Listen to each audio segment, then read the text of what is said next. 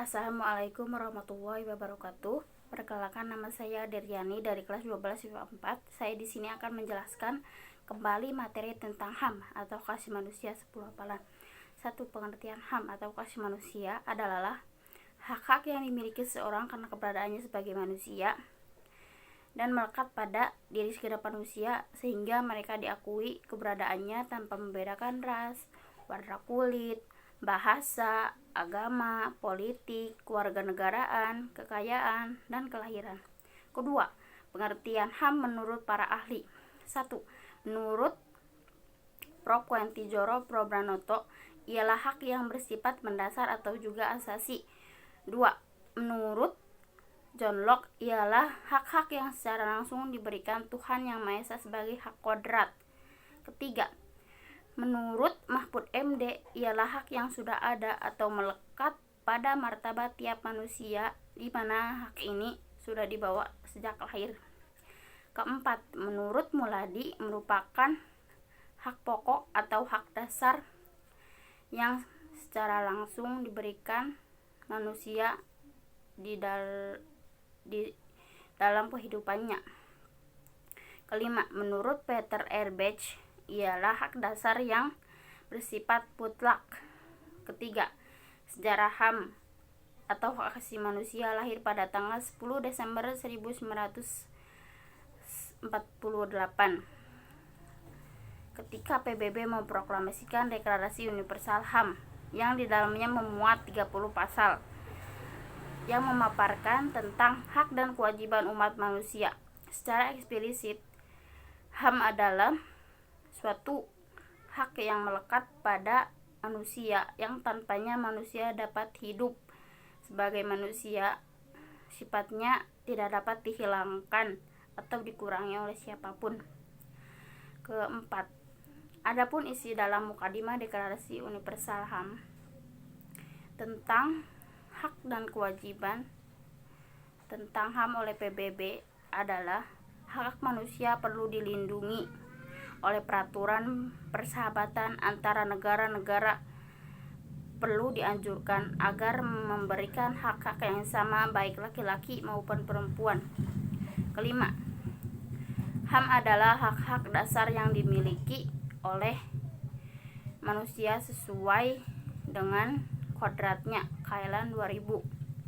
Dalam pasal 1 Undang-Undang Nomor 39 Tahun 1999, pengertian HAM disebut bahwa hak asasi manusia adalah seperangkat hak yang melekat pada hakikat dan keberadaannya sebagai makhluk Tuhan Yang Maha Esa dan merupakan anugerahnya yang wajib dihormati, dijunjung tinggi, dan dilindungi oleh negara hukum dan pemerintahan. Keenam, macam-macam hak asasi manusia. 1. Hak pribadi personal right. 2. Hak kebebasan mengeluarkan pendapat. Ketiga, hak asasi hukum 1. Quality right. 4. Hak kebebasan untuk memiliki sesuatu. Kelima, hak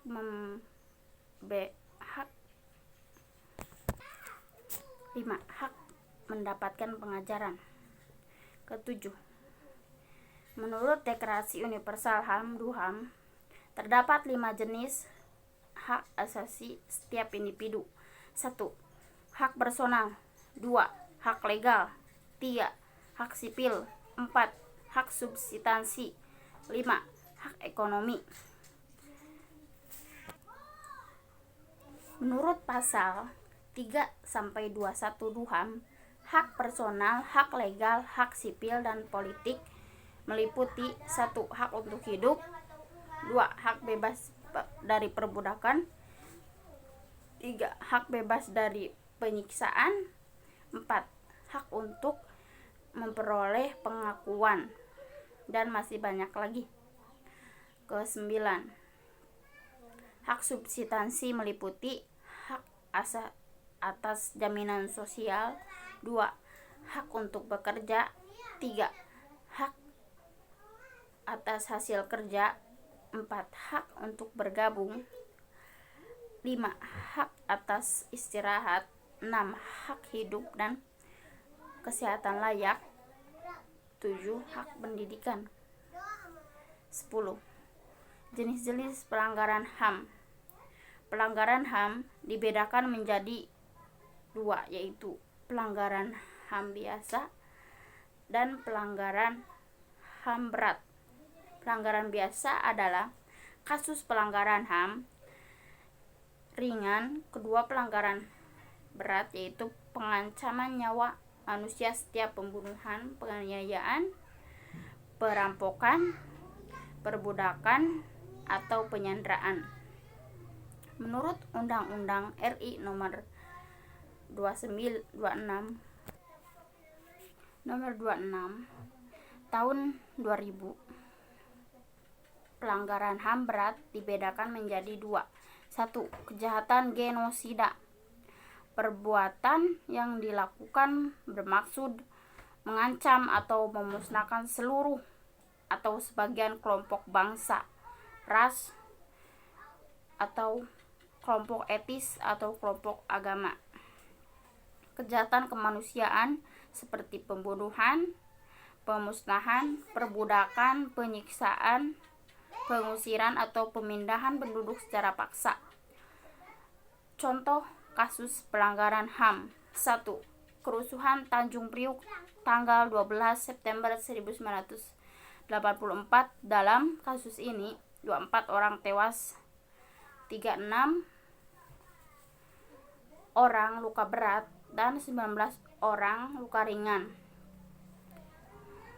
Keputusan majelis hakim terdapat kasus ini menempatkan seluruh 14 terdakwa dinyatakan takkan bebas. Kedua,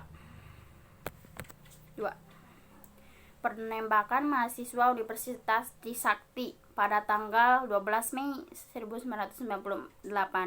Dalam kasus ini 4 orang mahasiswa tewas. Mahkamah militer yang menyidangkan kasus ini memvonis 2 terdakwa dengan hukuman hanya 4 bulan penjara. 4 terdakwa divonis 2-5 bulan penjara dan 9 orang terdakwa divonis penjara 3-6 tahun. 3. Pelanggaran HAM yang termasuk berat lainnya adalah penculikan aktivis pada 1970 sampai 1908. Dalam kasus ini 23 orang dinyatakan hilang, dengan rincian 9 orang dinyatakan telah dibebaskan dan 3 orang belum ditemukan sama sekali. Sekian penjelasan dari saya. Mohon maaf bila ada kekeliruan. Wabillahi taufiq wal hidayah. Wassalamualaikum warahmatullahi wabarakatuh.